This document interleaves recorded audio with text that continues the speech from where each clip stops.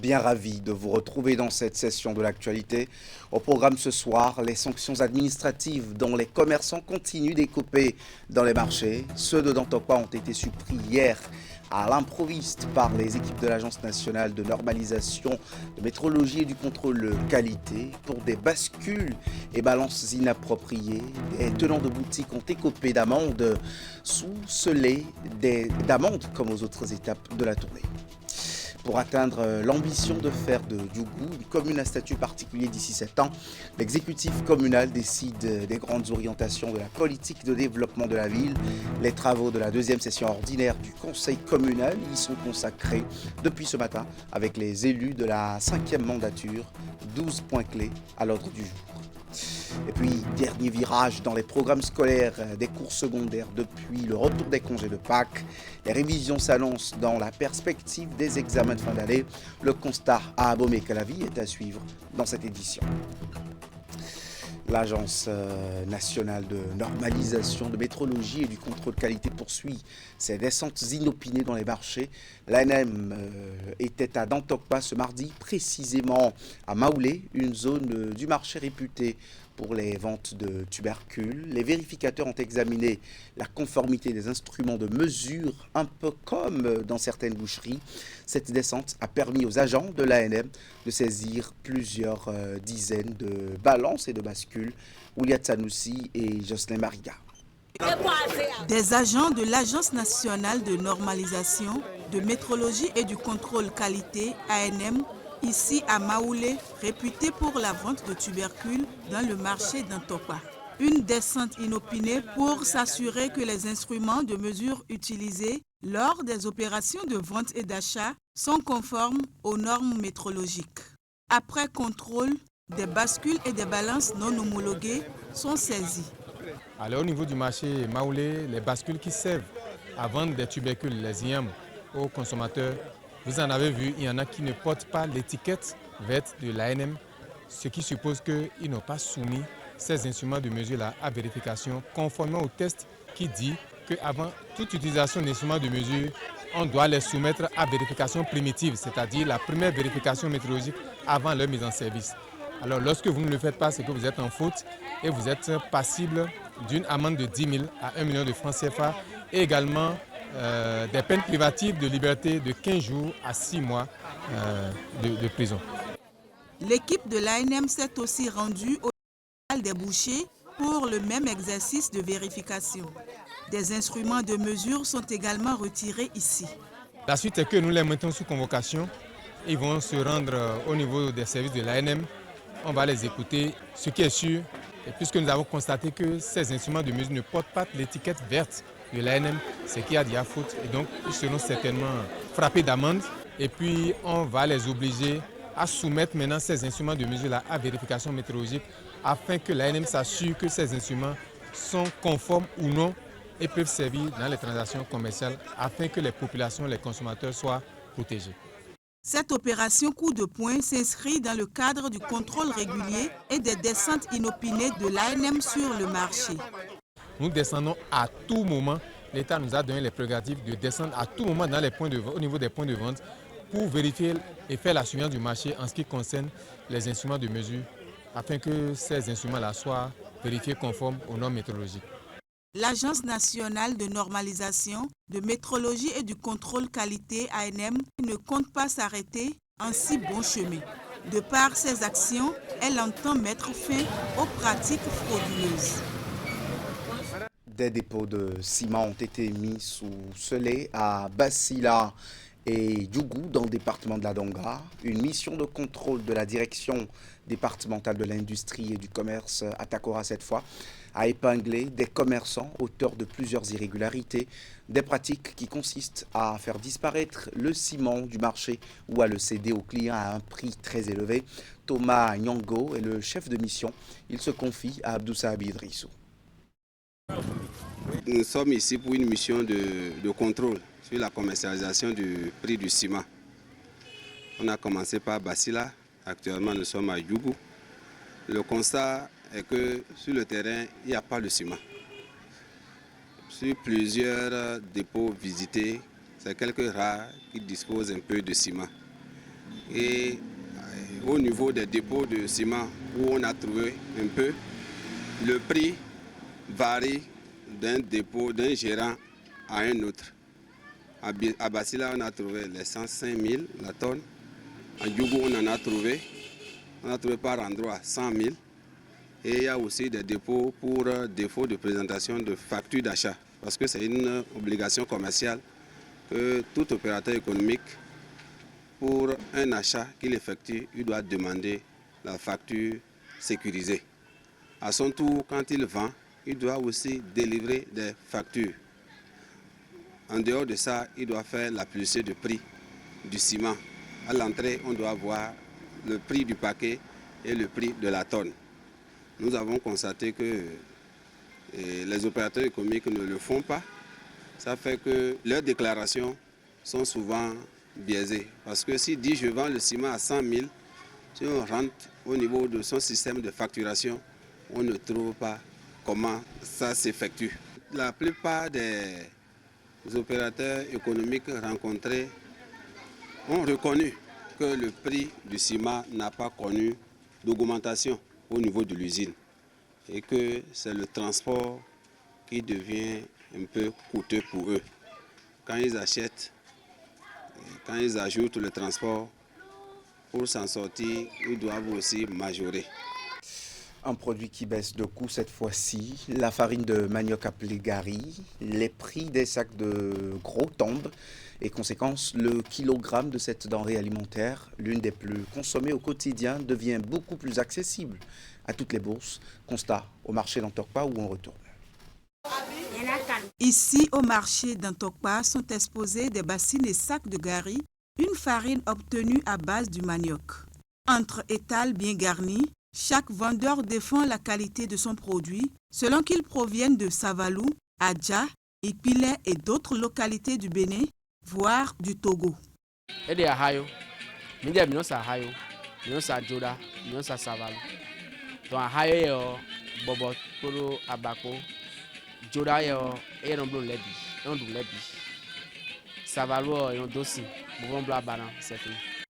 Ce produit de grande consommation est vendu aussi bien en détail qu'en gros. Mais au-delà de la qualité du gari, c'est également l'évolution du prix qui retient l'attention au niveau des grossistes.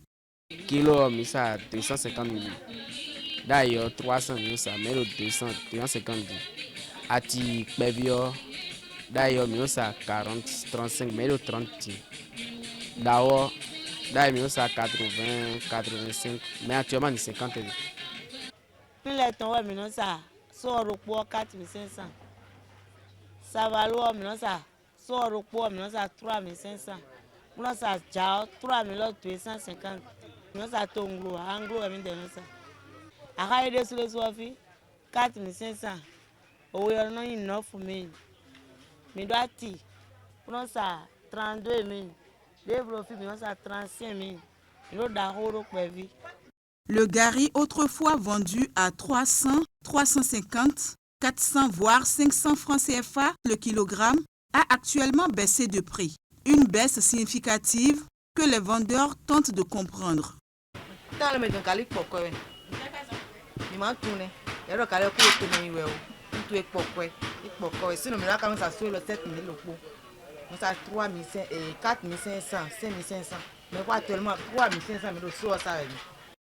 Kilo 200 oui. Kali ekpogbo bi eso lo kwedi dia.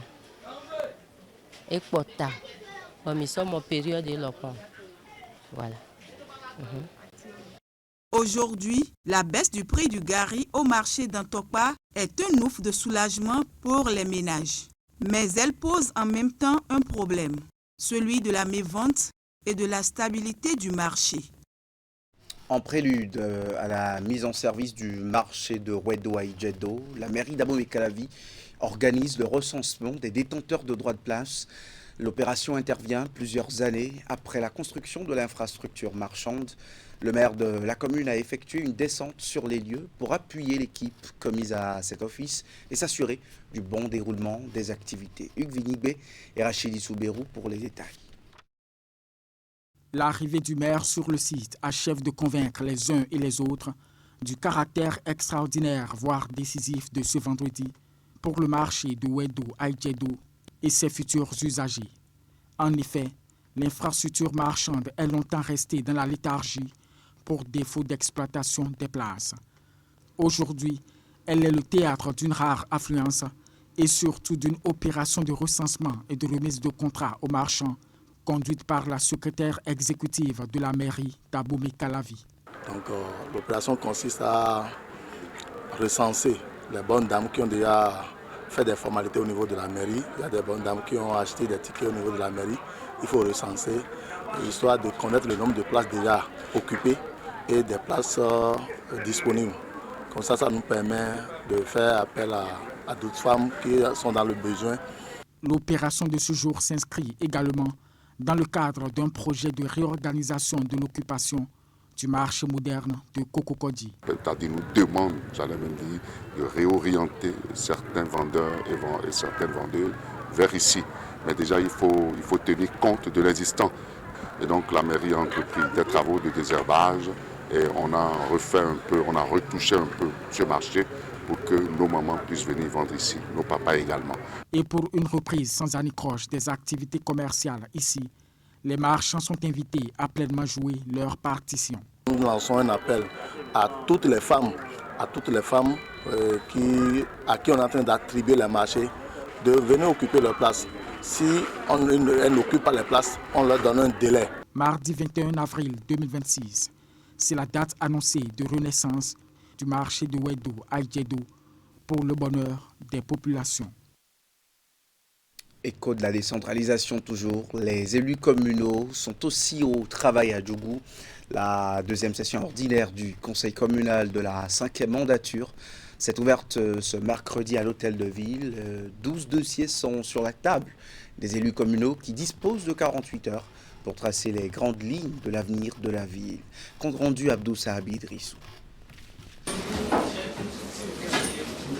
La deuxième session ordinaire du conseil communal s'ouvre dans la salle des délibérations de la mairie de Djougou, présidée par le maire Yaya Idrissou, en présence de la première adjointe Taïratou Salifou Assouma et du deuxième adjoint Zulkifirou Issifou Rabiou. Cette rencontre réunit les conseillers communaux de la 5e mandature. Ce cadre d'échange et de débat constructif vise la prise de décision en faveur du développement local. Je voudrais vous rassurer, chers conseillers communaux, de la disponibilité de l'exécutif communal à travailler avec vous tous dans une parfaite synergie d'action. Ensemble, dans un esprit de responsabilité et de solidarité, nous devons œuvrer pour relever le défi de développement auquel fait face notre commune. Relever les défis qui freinent le développement. Tel est l'objectif de cette rencontre stratégique. Pour y parvenir, l'autorité communale appelle à une excellente collaboration entre les membres du conseil de cette mandature. Chers tous, j'émets également le vœu d'une excellente collaboration entre tous les acteurs ici présents, afin d'atteindre nos objectifs communs, notamment celui de faire de Djougou une commune à statut particulier avant la fin de notre mandat. Les travaux s'articulent autour de 12 points principaux consignés dans les documents empilés sur la table des conseillers. Ces documents seront étudiés, analysés et traités avec rigueur pendant 48 heures pour donner une nouvelle impulsion au développement de la commune de Djougou.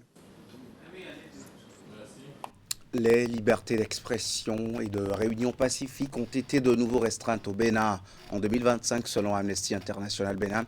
L'organisme de défense des droits humains a publié hier son rapport annuel sur la situation des droits de l'homme dans le monde et au Bénin à Cotonou.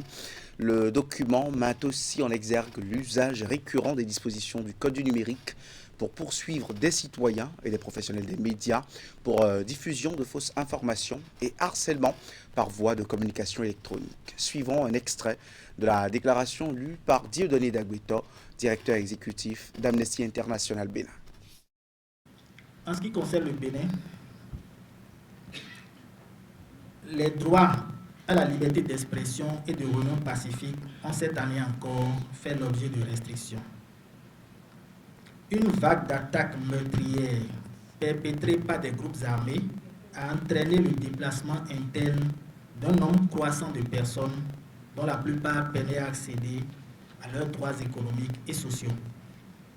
L'ONU s'est inquiétée du recours généralisé à la détention provisoire en vertu de lois antiterroristes, ainsi que des mauvaises conditions de détention dans les établissements pénitentiaires et de la façon dont étaient traitées les personnes incarcérées. Des victimes d'expulsion forcée attendaient toujours une indemnisation appropriée. Le nord du pays a été confronté à des menaces sécuritaires.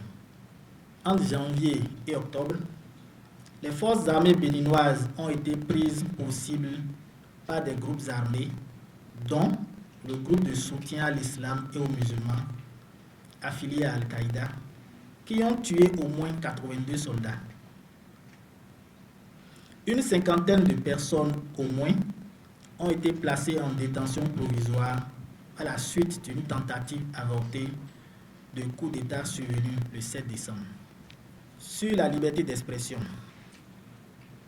le Bénin a reculé de la 89e à la 92e place dans le classement mondial de la liberté de la presse publié par Reporters sans frontières.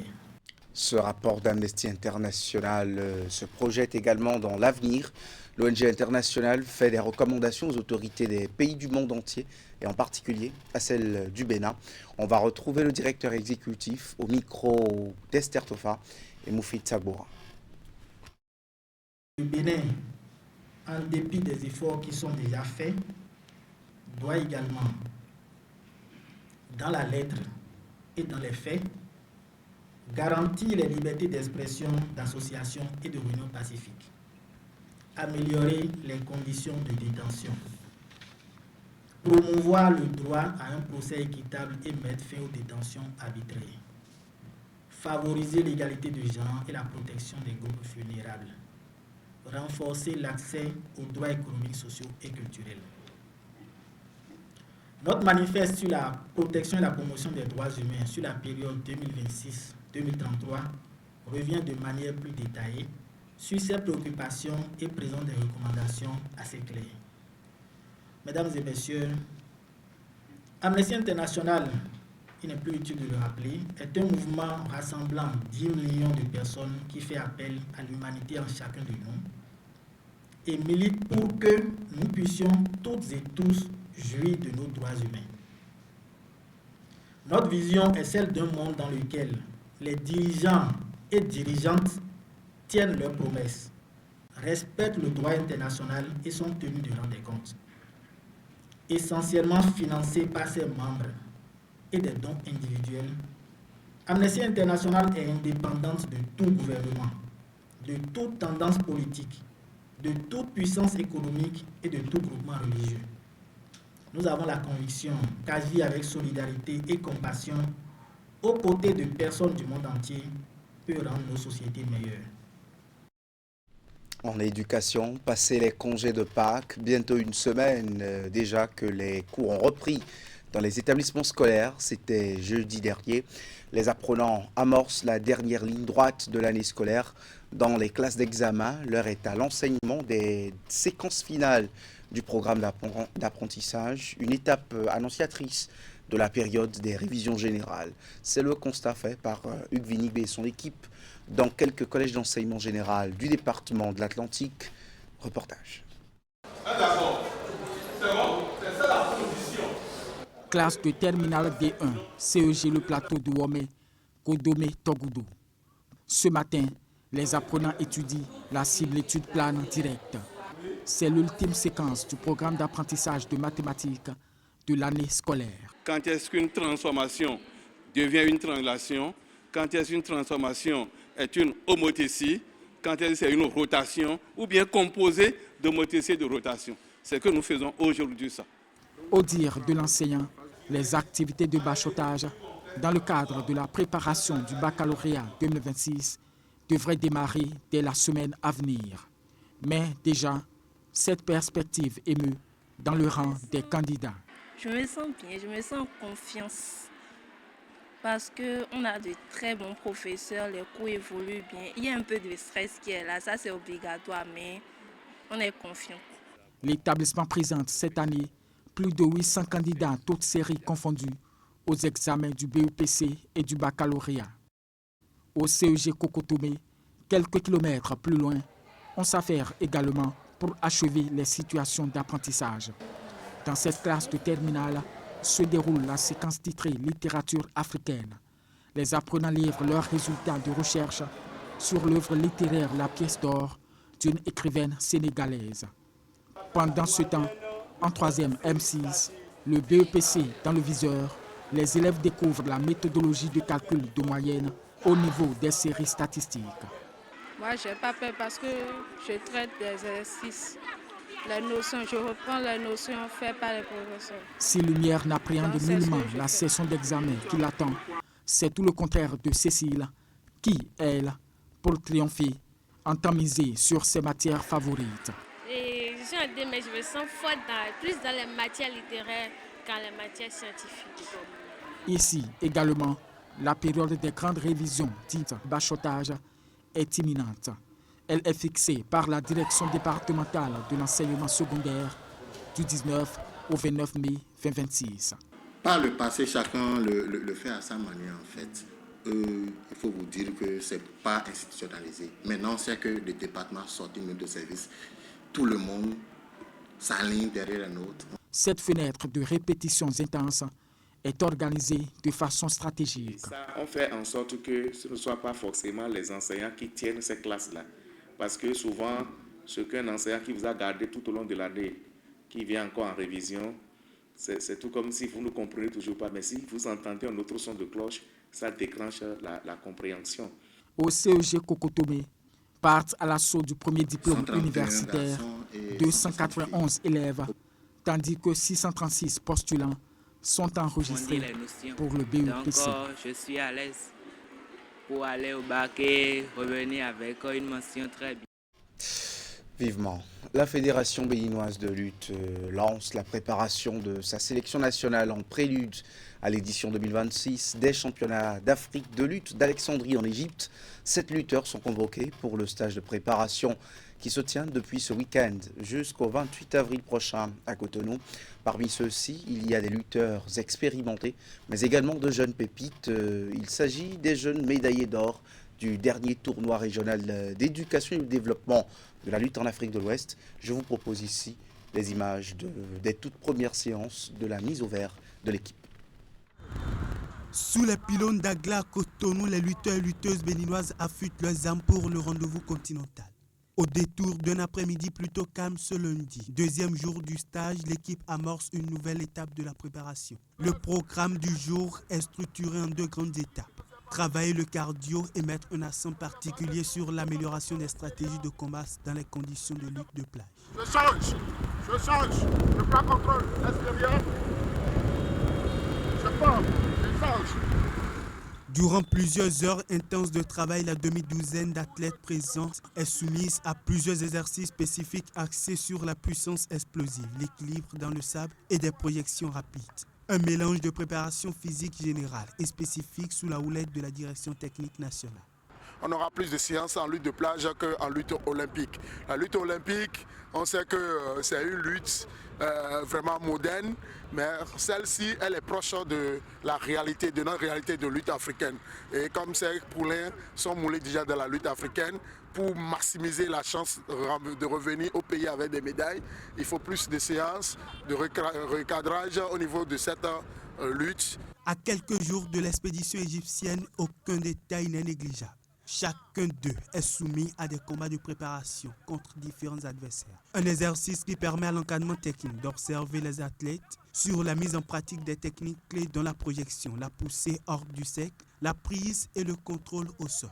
Les aspects qui vont leur permettre de pouvoir avoir rapidement des points, parce que déjà à 3 points, ils ont déjà gagné le combat. Donc du coup, on a travaillé sur la sortie. Je veux sortir l'adversaire. Alors comment je dois faire pour pouvoir réussir la sortie? Ou carrément, si je suis en position défavorable. C'est-à-dire, si c'est moi que l'adversaire veut faire sortir, quelles sont les stratégies que moi je vais utiliser pour pouvoir renverser la tendance. Nous allons continuer toujours dans la même dynamique. Avec un groupe presque au complet, le travail se poursuit dans une atmosphère rigoureuse. Des séances spécifiques sur la lutte olympique ne seront pas du reste. Un plan de travail bien élaboré en vue de permettre aux athlètes d'être suffisamment préparés pour le challenge continental. Médaille de bronze lors de la précédente édition, le Bénin vise cette année la première marche du podium des championnats d'Afrique de lutte de plage et de lutte olympique. Merci d'avoir suivi cette édition qui est à son terme. À 20h, ça l'info continue. On parle ce soir d'alternance au pouvoir en Afrique avec l'équipe de Wahab Ali Para. Merci d'être au rendez-vous.